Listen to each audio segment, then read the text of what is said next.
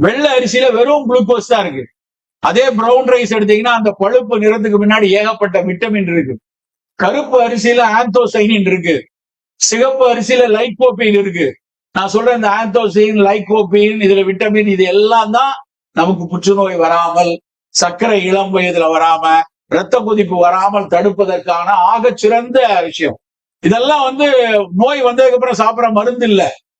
நம்ம சாப்பிட சாப்பிட இந்த நோய் வராமல் பாதுகாக்க ஒரு சிறு பாதுகாப்பை நமக்கு கொடுத்துட்டு இருக்கு. இனிமேல் உங்க வீட்டுல தோசை, இட்லி வெள்ளை வெளியேன்னு இருக்க வேண்டாம்.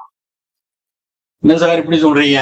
ஆமா, இட்லியோ தோசையோ இனிமேல் கருப்பா இருக்கட்டும், சாம்பல் நிறமா இருக்கணும். ஒரு விஷயம் நல்லா புரிந்து கொள்ளணும், கருப்பு எப்பவுமே ஆக சிறப்பு. வெள்ளையில தான் ரொம்ப எச்சரிக்கையா இருக்கணும் எல்லாத்துலயுமே. எப்பவுமே கருப்பில் 1000 நிலைமை இருக்கு. ஏன்னா ஆமா, ரொம்ப நேரம் கழிச்சுதான் கை தட்டுறீங்க. நான் அப்பதே கை தட்டுறீங்கன்னு நினைச்சேன்.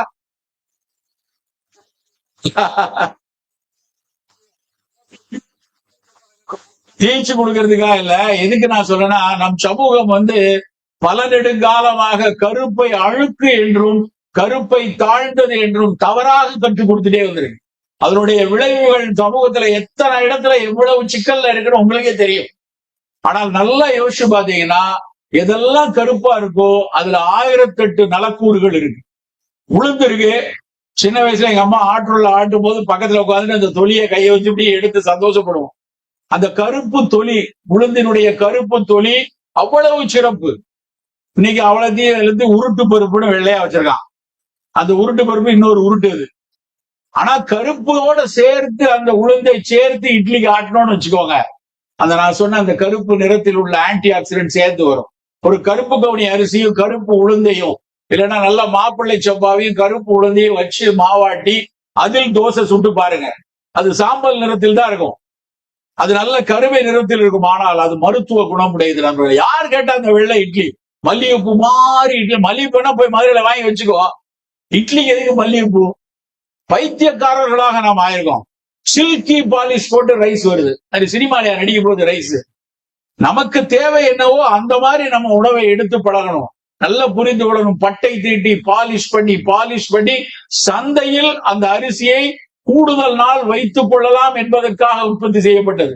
நீங்க ஹைட்ராலிக்ஸ் மிஷின் வைக்கிறீங்க, சப்மர்சிபிளா வைக்கணும், இல்ல வேற ஏதாவது ஒரு டேமுக்கு வைக்கணும்னா அது பல நெடுங்காலம் அது துளி கூட தீங்காயிடக்கூடாது, துரு ஏறிடக்கூடாது, அதனுடைய எஃபிஷியன்சி நல்லா இருக்கணுங்கிறதுக்காக எத்தனையோ அறிவையும் ஆற்றலையும் எந்திர சிக்கல்களை போக்குறதுக்கு நிறைய செய்வீங்க. அதே மாதிரி சாப்பிடுற உணவை ரொம்ப நாள் ஷெல்ஃப்ல வைக்கணுங்கிறதுக்காக எதுக்கு பண்ணணும்? இது தேவை, அது தேவையா?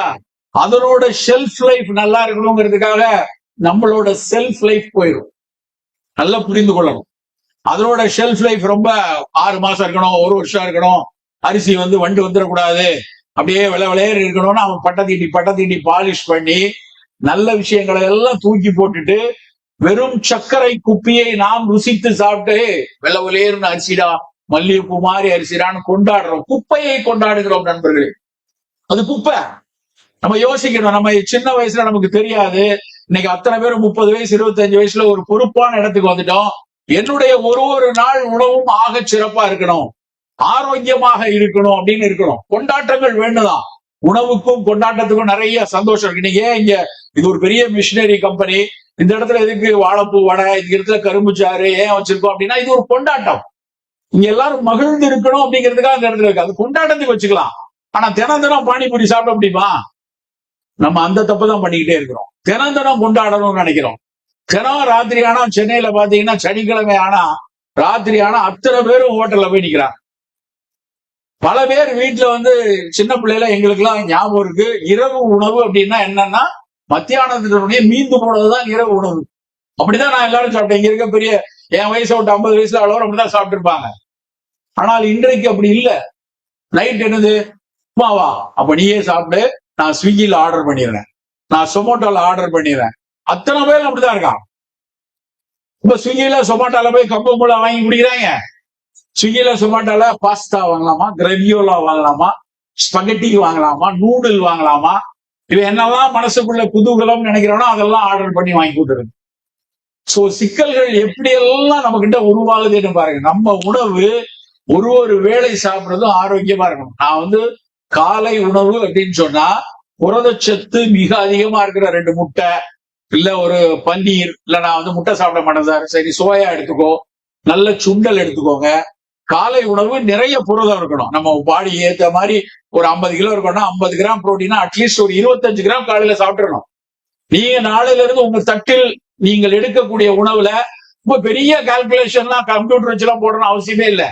அரிசினா 5-7%, உளுந்து பயிர்னா 20-22%, இன்னும் கொஞ்சம் சோயா மாதிரி இருக்குன்னா 30%. நீங்க எவ்வளவு வைக்கிறீங்களோ வெயிட்ல, அந்த வெயிட்ல 20% தான் புரதம் இருக்கும். 150 கிராம் சாப்பிட்டீங்கன்னா வரும் 20 கிராம் 25 கிராம் தான் புரதம் இருக்கும்.